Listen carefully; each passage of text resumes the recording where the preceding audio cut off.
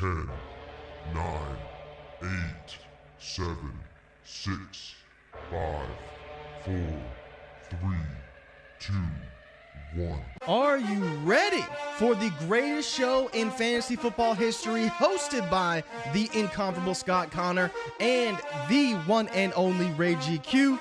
I present to you Destination Chill, where football and fantasy collide. Welcome in, everybody. It is Sunday, August the 13th, 2023. This is Destination Chill.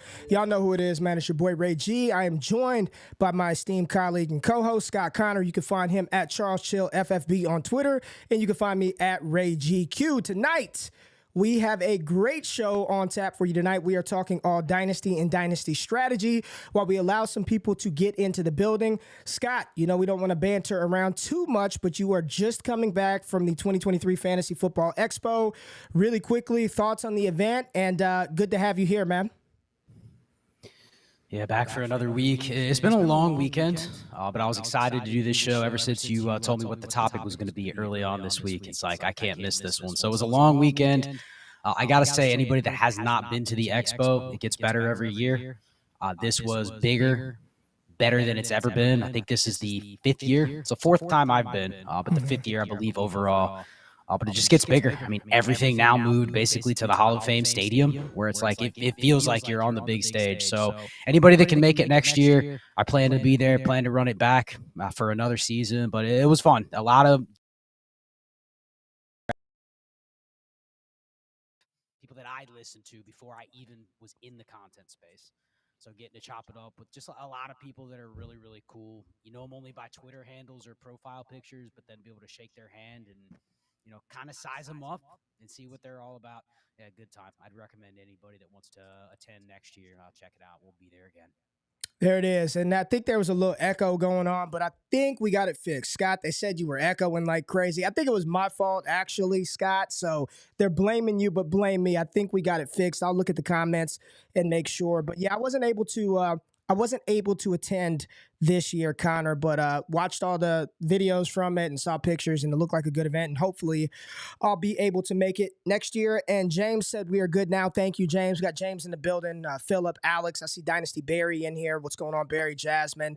Got a good crew tonight. So, Scott, I wanted to talk about Dalton Kincaid, your favorite player in the NFL. You love you some Dalton Kincaid. If you follow Scott on Twitter, it's interesting. You tweeted out, Scott, and we didn't talk about any of this pre-show, but you talked about a lack of tight end content in the dynasty space, like not really understanding how to evaluate tight ends, how to find them. We all know, you look at history, it doesn't even matter if you produce in college or not. You are a big RAS score guy when it comes to the tight end position.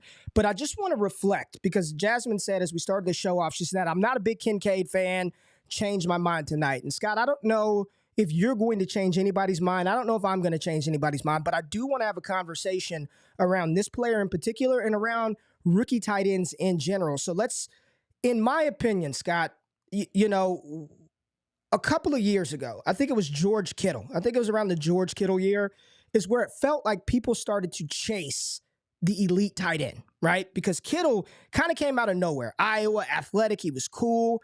Even thinking back to Rob Gronkowski when we played, no one was trying to chase the next Gronk. You didn't see a lot of people looking for the next Gronk, but when we got around the George Kittle era, it felt like a lot of people in Dynasty, as tight end premium started to expand, as this kind of mismatch position on the NFL field started to take hold, that more Dynasty gamers started to chase the tight end position. Now, we can get into a conversation about what tight end premium actually means and what actually matters, but it felt like George Kittle for me was sort of the turning point where everybody wanted to find that next tight end. So you fast forward, you get these athletic freaks, the Kyle Pitts, the Noah Fants, and then you get to 2023 where they say this could be one of the better tight end classes that we've seen in a very long time. And at the top of this tight end class, at least from a draft capital standpoint, you've got, and I'll just say, in my opinion, one of the more athletic tight ends in the class, although we have no testing numbers on him. He gets the requisite capital that we want. We want tight ends to be drafted early, be first-round picks, and then you want the tight end to go to a situation that has an efficient quarterback, a good offense, some opportunity. when I just think about those things, Scott, from a football standpoint, what more do you want from your damn tight end? What more do you want for a rookie tight end to fall in a situation where the team wants the player? The skill set seems to match this sort of positionless football that we play. I mean, I'm a Dallas Cowboys fan, Scott, and we got a linebacker, DeMarvion Overshown, who's probably going to play a lot. In the end, he's not no 230-pound linebacker, right? So you get all of these things that you sort of look for. You got those in Dalton Kincaid, yet a lot of the discourse that I see on social media surrounding him is value too high, shouldn't be ranked that highly. I mean, I know we're just starting this thing off, and I'm throwing a lot at you now. George Kittle, where we started, Kincaid, the capital, but just the tight end position in general, Scott, where do you feel, I guess, fantasy gamers, dynasty gamers in particular, where are we right? Where are we out over our skis at? Just your thoughts as we dive into this topic a little deeper tonight. Well, but first we get into this is going to be a fire topic tonight. Scott, are you on mute? Oh, never mind. I'm tripping. Go ahead. I'm tripping. Go ahead. I was going to say, this is going to be a fire topic. I'm just trying to make sure that the audio is good because this is going to be fire. So in the chat, let us know. But you gave a lot of info there, but I think we have to dial it back and at least acknowledge where the tight end position is, where it is in general in not just redraft or not just season long, but dynasty. And I think that is what is making me a little bit, not question my process, but I think we're getting to like the boiling point where, you know, we're at a time that's the tight ends are about to burst in terms of, oh, I see there's chat problem with the audio. Am I too low? I put you up. I put you up. You're good. You were low, but I put you up. You're good now. Just keep going. The chat's a little delayed. You're good now. Trust me. Good now. All right. Just want to make sure. So I think we're at this breaking point in Dynasty where we're starving for the next elite tight end. And that's just because how many more years are we going to continue to go on and go, all right, it's Kelce, and then we hope there's another guy. We hope it's Andrews. We hope it's Hawkinson. We hope whoever. It's Goddard. It's Waller. It's Kittle. Every year we're kind of going like, who are the difference makers? And then who are the everybody else's? And what are the prices for those? And I think that's how everybody's looked at it in redraft for years. But we're starting to look at it in Dynasty, right? I mean, Travis Kelce is people's tight end one. And you can't argue with it from once you start looking at, forget about the tight end premium, forget about the format. If you're just talking about the replacement value, regardless of the tight end scoring, even you can identify that even in a PPR league, the positional advantage, people are starting to warm up to that, right? Like they understand the warp. They're chasing it. If they're drafting Travis Kelce, they're abandoning the fact that I don't care if he's 34 years old. I don't care if he could literally collapse this year and he never gives me anything else. Part of the reason you're doing that is not just the warp, but it's also what do you miss on other than opportunity costs where you took Travis Kelce much higher in a draft? You really don't lose most likely. You're also betting not just that you win on that bet, but that someone else doesn't get a lot better value from the mid rounds and matches you. That's where the landscape is right now, right? Like you're not really worried that the person that drafts tight end 9, Pat Freiermuth, is going to smash your Travis Kelce.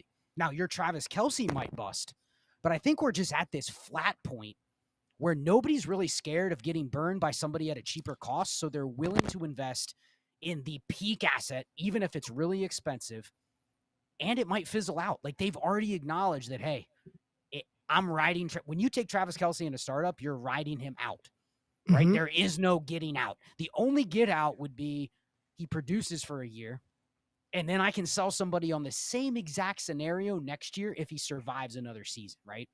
So we're just at this point that I don't think we can get any more extreme at the tight end position. So we're constantly searching for who is the next player, and I'm sure that's where Kincaid will come up. But just acknowledge we are at a extreme haves and have-nots point. And we'll see what Andrews looks like in the new Monken offense. But outside of him, historically, there isn't anybody else currently where I can say that's the dude that has a chance to be not just tight end 1 in value, but tight end 1 in terms of like true warp difference maker in production. He's the only guy. And if it doesn't look like what you think it could in Baltimore, there isn't anybody else. So we're at a really weird point where we're constantly searching for who that next guy is. And that'll lead into the Kincaid conversation. Well, I think that's an interesting point, because when you look at just in a standard 12 team super flex 1.5 tight end premium league, right? Just standard PPR league.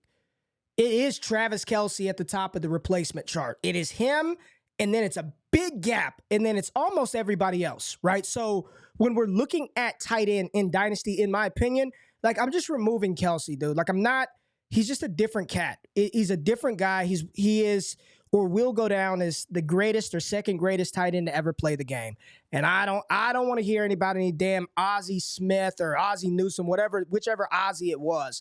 We're talking, it's Gronk, it's going to be Kelce when it's all said and done. So I just kind of remove him from the picture. So if you take him out of it and you're looking at Andrews, you're looking at Hawkinson, when you're looking at Kittle, Waller, my question is, why not Kincaid?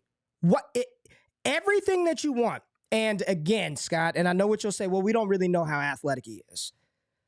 Okay, I'll take an educated guess. Watching a lot of Utah, he's probably more athletic than Darnell Washington, just one for one. He's probably at least as athletic as that, right? He's fluid. You could see the movement skills. We can reasonably surmise that he's probably pretty athletic. Would his RAS score have been off the charts? I don't know. Maybe not. I don't know. I'm not even going to try to guess that, but I know the kid can play.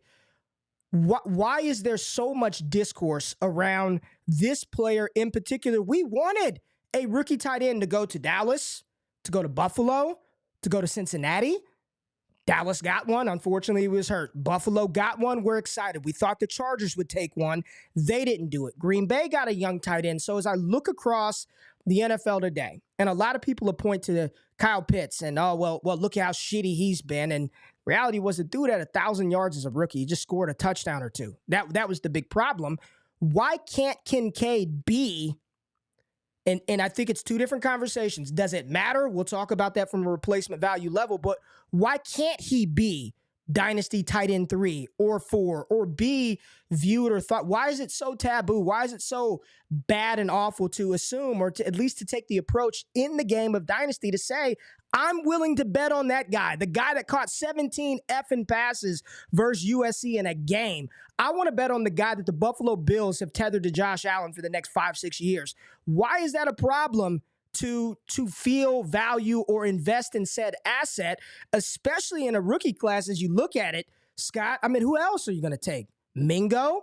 I don't know if I really want Mingo or A-Chain or Roshan Johnson over Dalton Kincaid. And I know that's a little revisionist from where we are today in August to where we were in April and May. But why not Kincaid?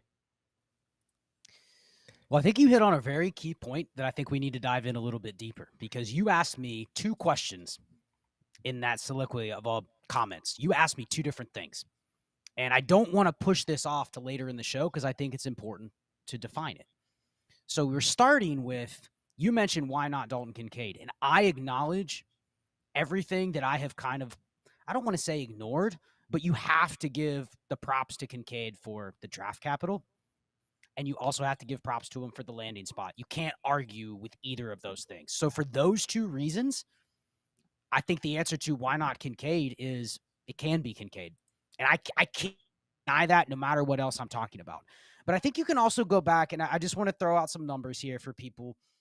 I can give Kincaid the benefit of the doubt. I know he doesn't have the full athletic testing, but let's just assume one of the biggest issues, and I've got kind of questioned on this a little bit, and so has at MathBomb, who comes up with the RAS stuff, right, is we are taking, you've talked about this for a while at receivers, but we're looking at RAS, and one of the biggest components in the RAS formula is height and weight. And Kincaid is another one of those guys that's 6'3", 245 pounds. And that's going to ding his RAS score. But RAS score has been around for a while. Like, it was calculated a while back. It's being compared to tight ends from 20 years ago, right? 15 years ago, right? The same reason you're not necessarily looking at Devontae Smith or Josh Downs and saying they can't succeed today because they couldn't have succeeded 15 years ago, right? You have to make some of those concessions.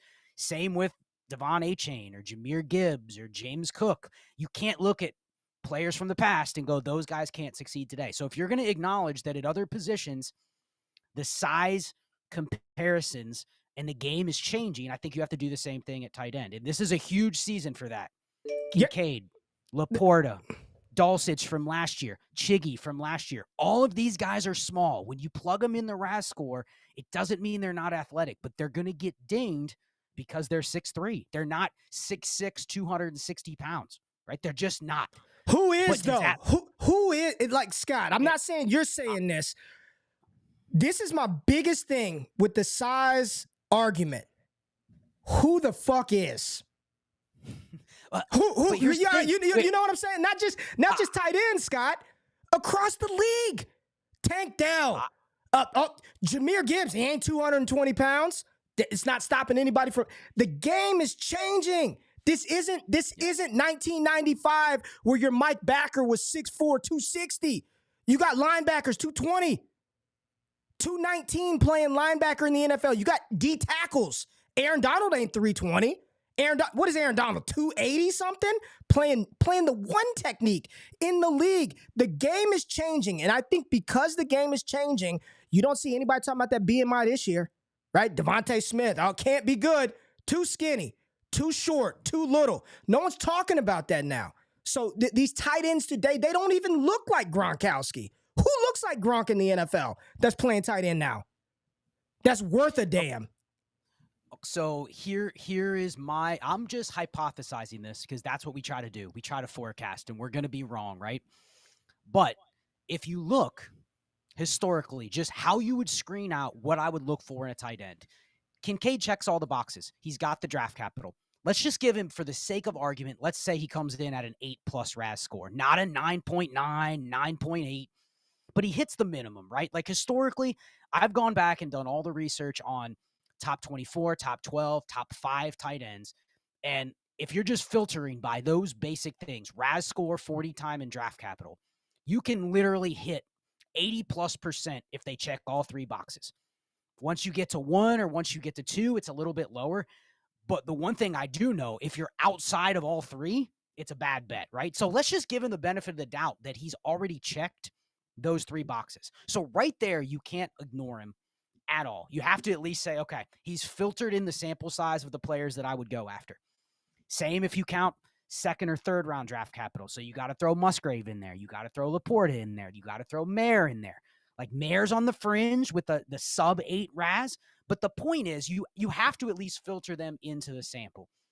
But then I think what you have to then look at furthermore, and this is why this is going to be such a huge test, not just for the rookies, but for the guys in their 2nd year, for the guys in their 3rd year. I'll shout out Dwayne McFarland. He's put out this research the last couple of years of where is the top, let's just call it top 12 tight end production coming from. And it looks like X historically. And that is the whole, you need to play X number of snaps and then you need to run X number of routes, right? But what you're saying is, what if there's a lot of guys that the teams are never planning to use that way? But as those guys filter out of the league, we're going to see a bunch of tight ends running only 60% of the snaps, right? But maybe they're targeted at a higher rate, and that's going to make up the bulk of your top 12. So all of a sudden, the goalposts are going to change, right? From 2 years ago versus now, what I'm measuring it against is going to be a little different. Here's where my pushback is, and I want to see what you say to this. I think some of that data, what it does help predict is, especially if you can say, all right, Kincaid, he's on a great offense. But would you be shocked, Ray, this year if Kincaid does not play more than 60% of the snaps? Is that a realistic number? 60% of the team offensive snaps? Do you think that's realistic? Yes, I think that's realistic, but I don't think it's I don't think people think you wouldn't bet on him to go over that, right? I think that's probably solid, 60-something%. Yes. Okay, so that's going to be below that like 80% threshold that you would have looked at before. Now, here's the thing. Does the 80% matter if there's only 3 guys in the league that are at 80%? No. It's the same as running backs. We used to look at who's going to play 70, 80% of the snaps. And then you go, well, there's only 2 guys. So why are we comparing the rest of the field to a subset that was from 5 years ago, right? Compare them to the bulk of the sample size that you're comparing them to. So that's the first thing. If that number as a whole starts to come down, then okay, Kincaid 60% starts to look better relative to the field than what it might have been 3 years ago or 2 years ago. The next thing is, how is he used? Is he running routes on a lot of those snaps? I would assume everything Buffalo said is he's out there to run routes. So if he's playing 60% of the snaps, he's probably going to be running maybe close to that 70% or higher route rate. So he's already getting like the usage per snap that you would already look for. Here's the only pushback, and this is why this is going to be such a big year. Historically, it's very hard to hit difference-making numbers at the tight end position when you're not being used like some of those other guys. So my hypothesis is Kincaid can be a top 5 tight end. Kincaid could be the tight end 1 in Dynasty. But I could also look back and say the difference above replacement of the tight end position in general may start looking like it does at running backs, where the top guys are not blowing away the field like they did 5 years ago. They're still good, but it just feels like, especially if Kelce graduates, when I say graduate, kind of declines a little bit and is out of our hair in a year or two, I think we might see the top end points at the tight end come down a little bit. Mm-hmm. But a guy like Kincaid, even though if he doesn't hit the historic numbers you're shooting at, he could still end up being the tight end 2 or 3 on a season. But you're going to look and go, man, from like a warp perspective, it really wasn't the same as the Mark Andrews 2021 season or the Kelce seasons in his prime. You know what I mean? So are we chasing the quote unquote tight end 1, tight end 2, tight end 3? I acknowledge he has a good year. He's going to be there next year. He just is. But is it something we want to chase? And is part of it just the desperation of we want the next guy? But we're kind of chasing a little bit of false hope here because the entire position is going to come down and flatten out. And let's do this. This is a little fun game I'm gonna play with you. And I just want to know. In the first question I'm gonna ask you, it's gonna be obvious. Everybody's gonna be like, hell yeah, that gets me excited for my fantasy team this fall. So when I say the name Travis Kelce, you're in. You're like, want him, need him. If you're trying to win, you feel good about Kelce, right?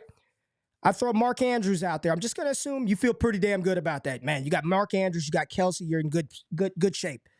Kyle Pitts, just your initial thought when you hear the name and you think about the portfolio of rosters that you manage, how does that name sound to you? When you hear Pitts, are you like, gotta hold him, difference maker, or I like him, we'll see, but I could flip him if need be? Like, you feel okay, right? Like, you feel good about Pitts, right?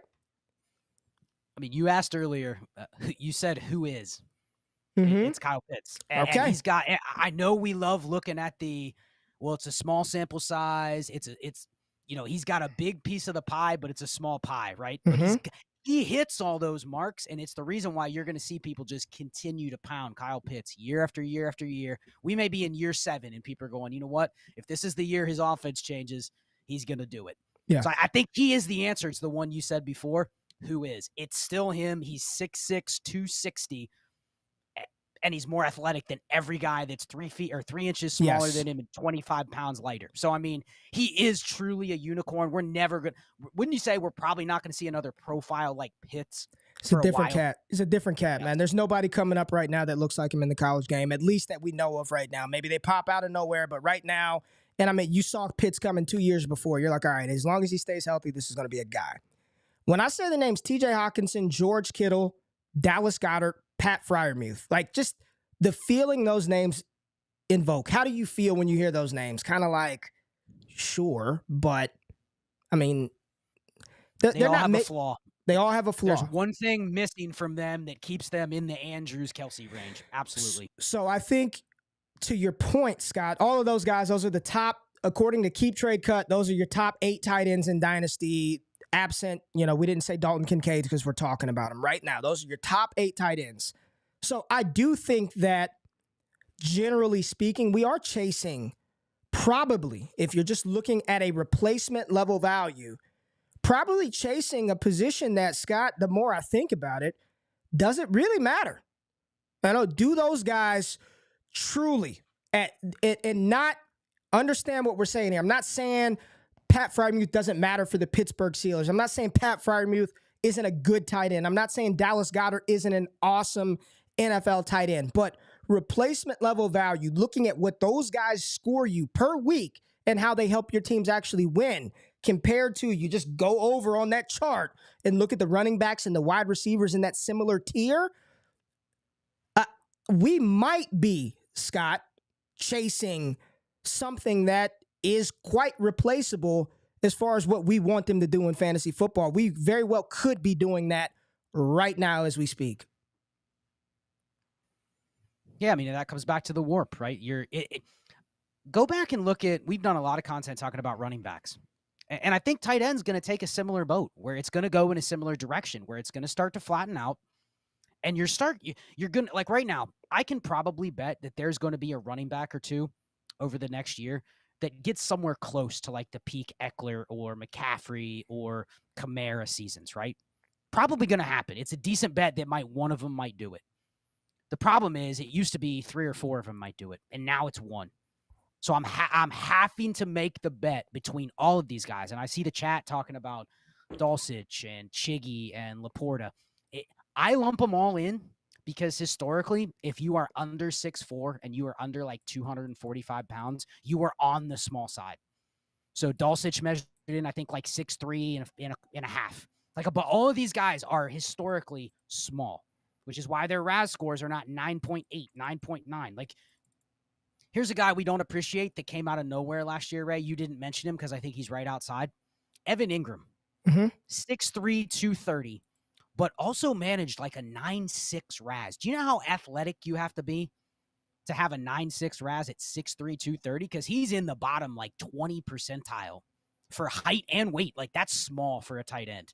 But like that's the unicorn you're chasing with these other guys that we're drafting now, with Laporta and with Kincaid and with Dulcich. Like, that's the prototype of what you're chasing. Now, you can argue those guys are not, they don't have some of the warts that Ingram does or whatnot. But you look at Evan Ingram's career and you're like, damn, it's been frustrating. But how much of that was his situation with the Giants, right? Like, you almost look at his career and you go, if I get Evan Ingram's career out of Dalton Kincaid, I'm happy with that. Yet you tell people that and they go, oh my God, that would be so frustrating. That would be extremely disappointing because I'm paying what, tight end 6 prices? And where's Evan Ingram now after his best year ever? Tight end 9? Tight end 12. Tight end 12. Tight end 12. And part of that is we know the dynasty game. He's not the new shiny toy, right? So it's just like, clearly he can't get any better than he was last year. Calvin Ridley coming in. Okay, we got to push him down. But like, you look at what he's done through his first 6 years in his career, and you're like, that's probably a player you would take if you took any of these tight ends, and you'd be happy with it. Yet you put that up there and you go, okay, I wouldn't like that if that's all I get out of Sam Laporta, all I get out of Dalton Kincaid. And I think what people really mean is the ups and downs of Evan Ingram, the asset, versus the actual production, right? And I think that's where we're going into a different discussion on, all right, right? If Dalton Kincaid goes out and just has a decent rookie year and he is tight end 2 next year, what's your first thought to do with this entire discussion? This is getting into the value discussion, right? I told you Evan Ingram's career is the best case scenario, but you're at a point where everyone thinks it's going to be way more than that. Right. That's where you start playing the market. So I just wanted to bring that up, that you look back at a guy like Ingram and you go like, damn, I would take that first 6 years of his career. Yet I bet if I put up a poll right now, would you be okay with Evan Ingram's first 6 years for Laporta or Kincaid? And most people would vote no.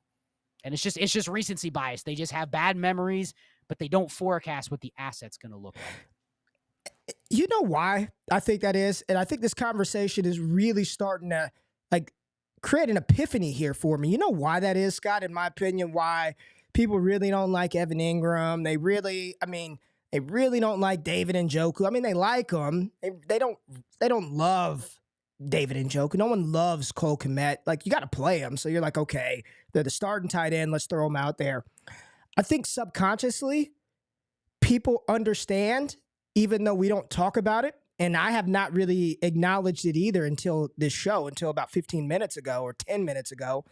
But I think most people intuitively understand that those guys kind of don't matter. You know when you have David Njoku, you already know what you're signing up for. When you plug him in your starting lineup, it could be a week where he catches 5 for 70 and 1, or he gives you 2 for 11. You just sort of embrace that volatility. What people seem to have a hard time reconciling and dealing with are the Evan Ingrams, the TJ Hawkinsons, the highly touted, the highly drafted, the high draft capital guys that don't produce immediately. When you don't do it right away, people seem to have a disdain for you. I don't want anything to do with you. It didn't happen right away, so I don't want any part of you. That's how Evan Ingram's ADP dipped down into the 20s over this past offseason. Because the consistency wasn't there. And I think as we sit back and we look at this position and we look at these players, man, Scott, there's been like 2 consistent guys. Over the last 5-6 years, there's been 2 players that have been pretty consistent. It's Kelce and Andrews. Hawkinson's been up and down. Pitts had a good year, and then he got hurt. You look at Kittle, it's when he's playing and he's on the field and not blocking, he's awesome. But half the time, he's got to block to protect the sorry-ass quarterbacks that the 49ers have, right? Dallas Goedert, you like him. He's okay, but you're not over the moon with Dallas Goedert. Like, you're like, I got him. I'm good. I'm happy. But intuitively, I think we recognize that there's one true difference maker at this position. It's Travis Kelce, and yet everybody will and continue to chase that next unicorn. Sam Laporta right now, tight end 10. Michael Mayer, tight end 11. Evan Ingram, David Njoku, Greg Dulcich, tight end 11, 12, 13, respectively. 12, 13, 14, respectively. It's an interesting thing, and I've always said this, Scott, and this is where you and I kind of butt heads. So let's butt heads let's butt heads for the people, right? I am very big on following what the team is telling me. Like, I'm paying attention to the game. I'm listening to what the coaches are saying. I'm watching draft plans. I'm paying attention to dollars spent. And a lot of the times, I feel like teams tell us what they want to do, yet we don't want to listen. We got blinders on. I can't believe it. Nope. No way Brock Purdy could start. Nope. Trey Lance, they gave up 3 firsts. No way. I'm not listening. I don't want to hear you.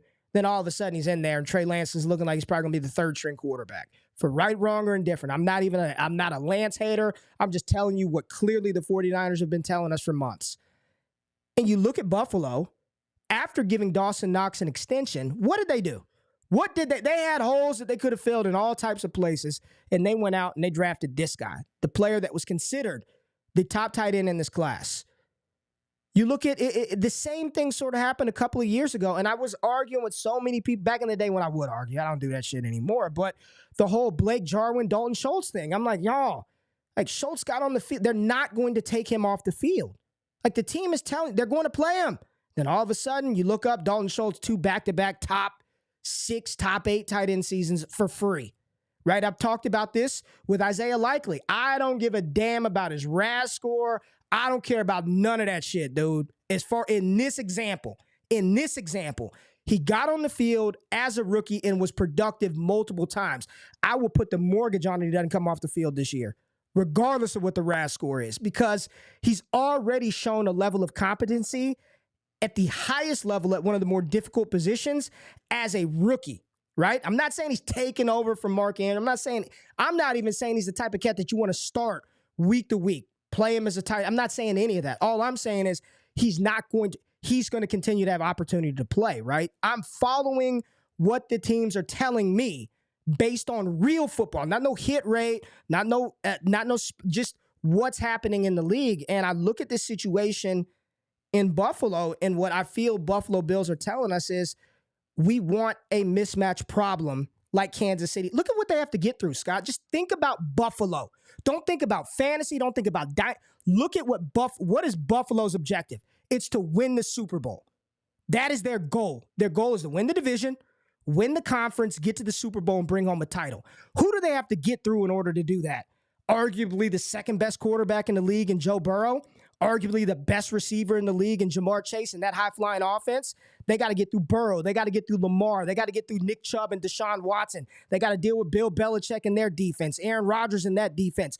You don't think that Buffalo looks at that situation and says, we got Stephon Diggs, we got a deep threat, and Greg, what's his name? Davis, whatever his name is, Gabe Davis, and then what else do they have? Right? Dawson Knox isn't that kind of guy. That's not he's athletic, but that's not his game. He doesn't have that fluidity that Kincaid has. So I'm looking at Buffalo and thinking, well, if they spent the 1st round pick on this kid, they're going to give him every opportunity to be whatever that may be. Is that Kelce? Is that kid? I don't know what it is. To be the best version of Dalton Kincaid that he can be. And because of that, like I saw somebody in the comments, man, and I starred this, and I'm not Russell Meyer, and appreciate this, Meyer. He said, is this the one? No. It was this one right here. This comment right here. Kelce wasn't Kelce until he was. How many first-round picks have been wasted on O.J. Howard, Ingram, Njoku, Hurst? Best to use a 4th, 5th-round pick on profiles or pick up 2 guys that were dropped. And then he followed it up with this one. Why not look at young high RAS score tight ends with capital on a team with a thin wide receiver core where the lead dog is old? If you got to give me 4 or 5 goddamn qualifiers to get to the point where I'm trying to find that tight end, I'm not looking for that, dude. So you want me to find the high RAS score tight ends that got capital on a team with a thin wide receiver room where the wide receivers are old? Like, you want me to find all 4 of those things and make that bet? Dude, to me, it's not that complicated. First round tight end, pass catching weapon on a good awesome NFL team with one of the best quarterbacks in the league. To me, it's pretty black and white. Sign me up. If it fails, it fails, Scott. If it fails, it fails. But you played Dynasty when Trent Richardson was a top pick in Dynasty rookie drafts, when people wanted Johnny. How many first round picks have been wasted in general? Don't just preface that by tight ends. How many first round picks are wasted every single year from all positions, not just tight end? Well, I want to just comment on Russell's point, because I think I see what he's saying, and I think it's also just the nature of the position, because the data doesn't lie. You can sit there and you can tell me about, someone mentioned Juwan Johnson in the comments, like the outliers that come out of nowhere. But the data doesn't lie. If you drill it down and you look at those 3 factors that I talked about earlier, RAS score, 40 time, and draft capital, and you just filter for, we'll keep it broad. So like historically, I'll just give you top 12. We can even argue top 12 doesn't matter. I could give a shit between top 6 and top 12, right? But just top 12. Historically, the last decade, 79% of the top 12 tight ends have been 1st to 4th round picks. So you can miss me with your 6th round RAS score freak. Just right there, okay? You're filtering out 80% of them. You're talking about 40 time. I'm just curious, right? 40 time below 4.8 or higher than 4.8. Or let's even go 4.7, because 4.8, there's a lot of tight ends that are under 4.8. But let's go 4.7. It's not easy for a guy 245 pounds to hit a 4.7 or sub 4.7. But historically, top 12 over the last decade, 4.7 or below. How many of the top 12 producers over the last decade? Give me a percentage. How many of them had to be under 5 or under 4.7 40? It's high. Is it high? So your favorite, okay, it's over 81%. So your favorite tight end, but then you look up their RAS and it was a 4.77. Red flag, right? That just red flag if you're going on the data. And then, RAS score in general, like, it's got to be above an 8. If it's below an 8, you're talking about a major outlier. You're talking about like only 30% of the tight ends had RAS scores under 8. So even Michael Mayer right there, you're going like, he checks the other 2 boxes, but so the point is, these are pretty strong filters to say you're not going to pick up that 6th round tight end that's been sitting out there, the Andrew Ogletree that checks every boxes except for the fact that maybe he's on your waiver wire for 3 years. But in year 4, when he starts getting a little buzz, you don't go, you know what? I'm going to pick him up. Historically, it's still a bad bet. But this is what I wanted to get to with this question, okay? You draft Dalton Kincaid, because I think the biggest thing we're not talking about, Ray, is Kincaid, Mayer, and Laporta. The nature of this class has forced all 3 of them damn near in the 1st round, no matter the premium or not, just because there isn't anybody else to take, okay? Mm-hmm. You draft Kincaid at the 107, 108, 109. Forget about the premium. People are doing it.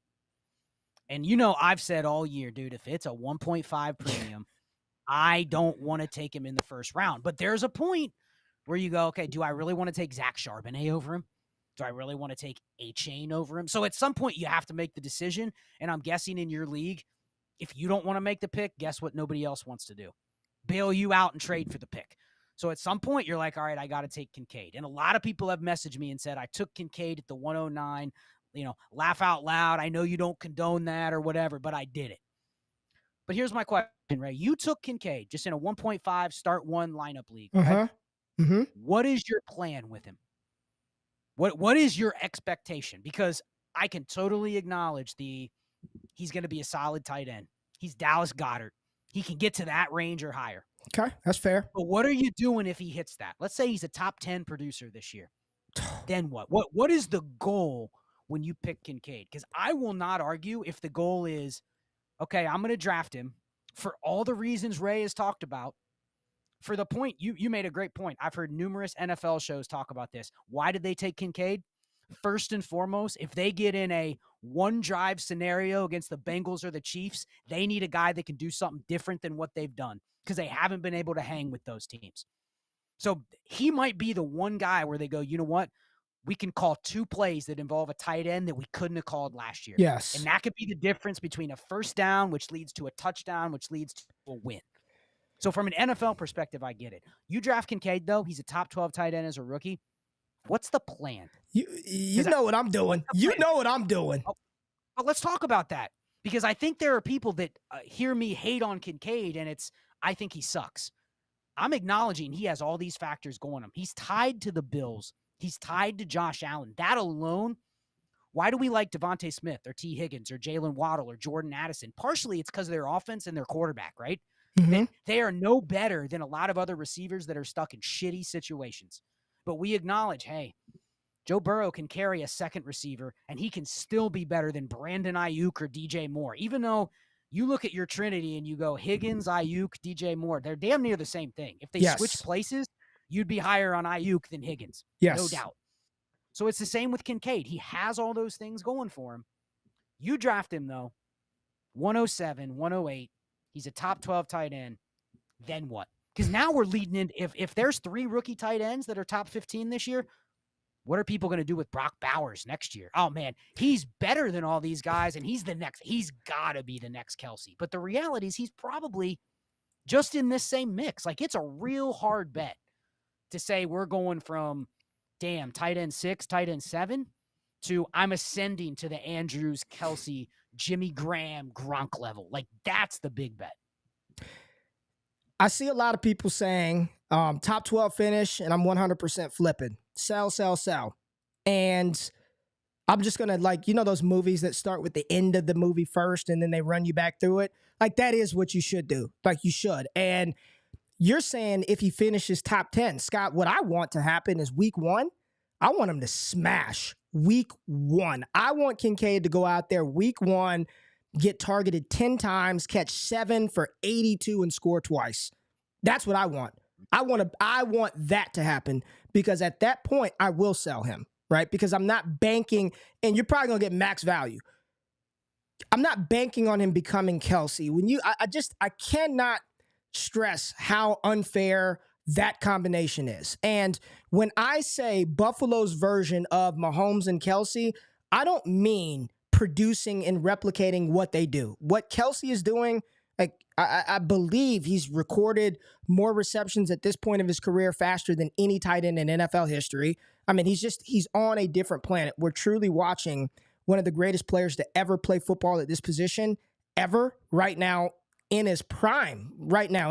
So no, I'm not saying he's going to be Travis Kelce, but utilized in a way, as you said, where Josh Allen has his version of a go-to do-it-all type tight end. Now, everyone's saying that they'll sell, and it's easy to say that today. It's going to be real hard if week 1 he does go out there and do that. Do you have the dynasty discipline to actually go offer that? And I think, Scott, and you've seen it, I've seen it, I venture to say that 90% of the people that are saying that they would sell now, if this does come to pass come week 1, I bet you they won't do it. I bet you they won't do it, because when that thing is happening on your roster, it's hard. And I know it's funny to laugh at Clyde EdwardsHelaire today and how sorry CEH was, but in his first game, Scott, and I bet you will remember this like it was yesterday, when he went out there and had 100 and something yards versus the Texans, you could not trade for him. And nobody was selling Clyde EdwardsHelaire after week 1. Now, revisionist history, you can go back and be like, oh, that was the right thing to do. But in that moment, what you were thinking was the psychology was, damn, tied to Patrick Mahomes in this offense. Look at the profile. Even It wasn't even his profile because he wasn't like he was some size speed specimen coming out of LSU. He probably, looking back on it, that's the quintessential example of a player you need to move if they blow up early. But people didn't do that. People held that Clyde because he was more valuable than Christian McCaffrey, and look what happened. And that's one example, and I'm not trying to cherry pick, but it goes to the point that these things are more difficult in application, and you preach process so much. You talk about process beyond leverage, beyond any data. You always talk about have a plan, have a process, Scott. So I ask you, Kincaid goes out there and smash. You've got him on a roster where you don't think you need him. And you watch that first Bills game and you see, damn, this dude is heavily targeted. He's involved from day. It's him and Diggs. And you watch that game and you sit back and you're like, shit. Like, he is about to be Josh Allen's number 2. What are you doing in that moment? If all of those things come to pass and he looks good early in the season, he's getting the snap share, he's on the field 70% of snaps, he's running 75% of the routes when he's on the field, and he's getting the volume, what are you... I just want to be vulnerable and real to people because it's easy to be like, flip. It's easy to do that shit and say it now, but when you're in the moment, dude... When you're in the moment, it's a little difficult. Everybody says they can pull out until you're really in the moment. And then you're like, I don't know, I don't want to. Then you got to go to CVS a little bit later on in the evening. And I don't speak from experience, but what are you doing in that moment if it does come to pass? But that analogy really is going to get the chat going, I think. There we go. I'll just say this. From a process standpoint, that's who I am, right? That's why I'm here. I am a process player. I am a portfolio player. What I try to do is just lay out the odds. You're a gambling guy, Ray. You love doing it. If someone comes to you and says, Ray, give me a bet to take, you'll give them good bets to take. But then if they go, you know what, I'm just not feeling those. I want to go watch my team, and I'm going to lay $100 on my team because I want to root for them. You're not going to try to talk them off the ledge and say, that's not a good, that's a negative EV bet. You shouldn't be making that. It's the same with Dynasty. All this entire show was just talking about realistic range of outcomes and the strategy. You brought up Clyde EdwardsHelaire. I remember after the draft, we talked on the phone about Clyde EdwardsHelaire. Is he like a top 6 running back in Dynasty? Because I think we had both seen that McDowell had moved him into like his top 10 or something like that right off the rip. And he was a guy you weren't even high on coming in. You're like, wow, he's got him in the top 10 already. It was 5 in my class. That was at the height of the 2017 class. McCaffrey, Fournette, Mixon, Cook, all those guys were still in their primes. So to move him up, then he smashes. I remember that first game. That was the first game of 2020. That was the first COVID game on Thursday night. Yes. He smashed. So to look back and go, Clyde EdwardsHelaire was a bust is wrong. You know why? If you drafted him, you had a window, but you didn't have the discipline to sell. Now, I'm not saying I sold. I think we both got left with a couple Clyde EdwardsHelaire shares. So I'm not even saying I'm right. But to look back and say, you drafted him and he busted, not exactly true. That's my problem. This is going to be a future show. We'll talk about the flaws with hit rates and stuff. You didn't whiff on Clyde EdwardsHelaire because you had a shot to sell for double what you paid, even if you paid the 101 or 102. You could have got out for more, but you didn't. And you kept waiting. You kept going, you know what? I can't trade the next McCaffrey. I can't trade the next Tomlinson or the next Darren Sproles or whatever it was. And you waited, and the asset slowly eroded. And then you started talking to yourself at, oh, man, he'll come back. It's the Chiefs. He can't fail. And you just keep doing that until the asset expires. Corey Davis, people talk about, they look back and say he was a bust. He came into the league a top 24 receiver. If you go back and look at DLF's ADP, he was in the top 24 at receiver for 2.5 years. Yes, if you held for 3 years and then you were holding the bag, he didn't bust. Yeah. You busted. So I think the thing with Kincaid is I think you have to acknowledge, if you're in a portfolio, you know exactly what to do if he has a big game or a big stretch to start the year. Can I get that leverage? Can I trade for Freiermuth in a first? And just bet that the gap between the two isn't going to kill me. But, dude, if you're in 3 leagues and you love Dalton Kincaid and you're a Bills fan and you have Josh Allen on that same team, and you're only in 3 leagues and he's your favorite player or the Bills are your favorite team, or you loved him out of college, you watched his film, whatever it is, don't let me talk you into selling on process. Enjoy what you want to watch. If you want him on your team, that's fine. I'm just here to say it's probably a bad bet to think he's going to go from tight end 3 to tight end 1 and then get into the Kelce range or 90% of it. That's where you're starting to just make bets that are, if I showed you the odds, right, I go, you really want to make that straight up bet when, it's really plus 240 on the other side, but you're making it straight up? Like, no, that you wouldn't want to do that. So I think that you just have to acknowledge that, are you somebody that is pure process? Or if you're in 2 leagues and you just want Dalton Kincaid, then fine. But just be real with yourself on why you're not making the leverage pivot down or you're not selling high. You're just riding it out because you want to see it. So I think that's important. Not everybody here is in 58 leagues like me. Not everybody here does not give a shit about watching players when it's all about just value and process. So if that's not you, then you just acknowledge where you're at. How important is it to, if you're going to, and I think this is an important point, and I think this is a good way to sort of tie this all together, because you talk a lot about process and leverage and strategy.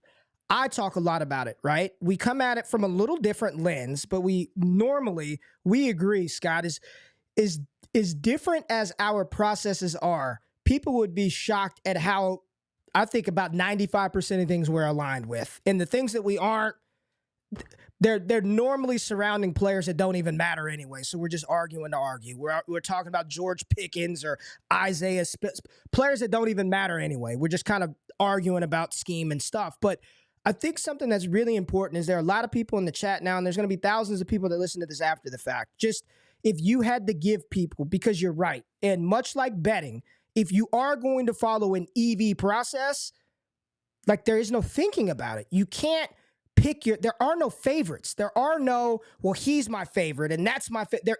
It's the process. I don't give a damn if it's tennis, badminton, esports. If it's a plus EV bet, I'm taking it. I don't care what it is. I don't care about the sport. My analysis means nothing. So when you are, and I know you're a fan of football, Scott. I'm not going to sit here on this show and let people think that you don't watch football, that you don't enjoy the game of football. Dude, you enjoy sport. You're sending me shit on Kentucky college basketball, so I know you enjoy watching the game. But how do you separate your love for the game of football, players, college and NFL, from the process? Because I think that is, you talk about this a lot, but I don't think we've ever really talked about the discipline and what it actually takes to have this type of process to make these leverage trades. Because you see a lot of people, Scott, I made leverage. I traded Jamar Chase for Gabe Davis in a first leverage deal. And you're kind of like, no, you missed the boat there. So just as we round out this show and we're talking about Kincaid, and I think this is going to be an interesting class, Scott, because there's a very real possibility that Kincaid is pretty good. Luke Musgrave is running with the 1. Sam Laporte there's a good chance that we get 3-4 tight ends that are productive in year 1 as rookies. But just talk about process and what that means in relation to dynasty and being what you coined player agnostic. Well, I mean, you have to first ask yourself, why are you here? Why are you listening to this stream? What got you into dynasty? What got me into dynasty was I was a fantasy football player that discovered dynasty, and I loved the idea of being able to draft players, being able to trade, like all those things you don't really get in redraft after the original draft, right? You just probably don't have the same experience. But once you get into it so deep, like, yeah, that's how my mind works. So I am truly, am I a Bengals fan? Yes. Do I have my player biases? That might be an interesting show sometime to really dig into where my biases are. Because I sit here and say player agnostic, but there are probably places where I'm a little biased and I won't even admit it until I really, really think about, okay, yeah, maybe I'm a little bit biased there with that player. Or probably a better example is I'm biased against a lot of players that I probably should be a little more neutral on. I think you just have to really look at yourself and say, why am I here? Like, if that is going to disrupt you watching football on Sundays, because I went through that period before I started playing higher stakes, more leagues, before I could really say, like, hey, the results don't matter to me as long as they're good. Regardless of where the wins come from, I can acknowledge that I'm going to be wrong a lot, and there's going to be losses. There's going to be things that are annoying, injuries that happen, that kind of stuff, decisions that I make that are wrong. But I wouldn't sit here and say I would expect everybody to get to that point. So take this whole conversation about discipline and process like make sure it's not interrupting the enjoyability of the game for you. If at any point those lines are crossed and it just doesn't feel right, like how many times in life do you just got to trust your gut and go with it? Even if somebody says, that might not be the best decision, there's times where you just have to trust it. So, I mean, that's the best I could say. I am as agnostic on players as you will find in this space. Now, I'll just say this. There was somebody over the weekend I found out per sleeper that they are in almost 1,200 dynasty leagues. So I need to talk to that guy about being agnostic, because you can't play in that many without being agnostic to a standpoint, right? Just because. But other than that, I don't find many people that truly can sit down and build a team that lacks emotion entirely. And that's where I'm at. So if you're not there, like, don't get bottled up on this conversation that, man, I'm just not quite there. If I trade that Kincaid, it's going to ruin the experience of why I wanted to draft him in the first place. Then by all means, just admit what you're doing, right, Ray? Admit you're making one of those bets that's outside of the plus EV list and go enjoy the game and come back and try it again later. Like, you got to be real with yourself on that. That's all I got to really say. And listen, I am a little less strict. I think I have learned, and I'm open, man. I was actually going to drop an Untitled episode yesterday, and I just thought I didn't do it. I didn't want to do it. I didn't put it out, so I knew we'd be talking today. But I'm sort of like 50-50, man. I like trying to predict. I still like the feeling of trying to find the next thing. But I also am not trying to find the next Patrick Mahomes and telling people to go roster, Phillip Walker because he's got a shot. Like, I've learned better than doing that, right? I've learned better. But there is a part of me that is still kind of like, man, I want to see if Justin Ross is good. I think, we were talking about it pre-show, and I've got some people that I know that are connected to the Chargers, and I know that they still are very high on Spiller. Like, I still want to see him do well. Like, that doesn't mean I'm going to go out of my way and when in all the leagues that you see me in, when have I gone out and traded for some damn Isaiah Spiller? I haven't done that, but there is some bias there where I'm like, I still want to see those players be successful because I believe that they can play in the NFL. But I've learned through our conversations, through conversations that you do inside of your community with Dynasty and Chill, through things that we do in my community at All Gas. But like, I've learned to be a little more agnostic in my approach when I'm trying to win. And I think the why you're here, why you're doing it, what's your motive. There's some people that watch this, Scott, that just love the conversation, but they don't give a damn about no process, no Ray G scouting. I just want to pick guys that I like, and I enjoy doing it and playing fantasy football, and there's nothing wrong with that. But I think the big thing, the most important thing that you said in this conversation is just know why you're here, have a plan, have a process. So whether it's Dalton Kincaid, Luke Schoonmaker, Musgrave, Darnell Washington, understand what you're working with, understand what you're dealing with historically, what you may get. And I can just tell you this, these are the type of conversations that Scott and I have all day, every day. So whether that's inside his group, and I encourage you to go to patreon.com/Dynasty and Chill, or you see right here, patreon.com/All Gas, and tap into what we're doing. We have these conversations weekly, daily inside of the Discord. So for everybody that's tapping in tonight, we appreciate 240 plus of you being in the building. Little audio problems at the beginning. We'll figure this second show. We'll figure this thing out as we go. Scott, any parting words for the people before we get out of here this evening? Well, I appreciate everybody coming out for the second episode. Check out this week's Destination Dynasty, because I am going to talk about just some observations from the expo, but I think more importantly, some things I think may be coming in the fantasy space. And it leads into what Ray just closed the show with. So we'll save that for a future episode. But just some ways of thinking that kind of, as we get to this groupthink, we might get back to a point, Ray, where you have to start being a little more convicted on players as you get in a league with 11 other process players. And what's going to separate you when everybody has the same process? So more to come on that. That's probably a future show, but just some thoughts I'm going to spit on this week's Destination Dynasty talking about that. But it's very interesting with all the talk of process and discipline and all of that. At some point, you may have to swing the other way because it is a cyclical thing. So we'll close it with that. Appreciate everybody tuning in this week. Next week, we have no clue what the topic will be. If anyone's got any ideas, like I think we both just, if we see something on Monday morning or Tuesday night, it's like, dude, this is what we're talking about. So if anybody has anything that they really want to hear us chop it up about, let us know. We're going to be moving to Wednesdays during the season, but for the next couple weeks, it'll be Sunday night. Till that, we'll sign off. See y'all later. Y'all have a great week. Good night.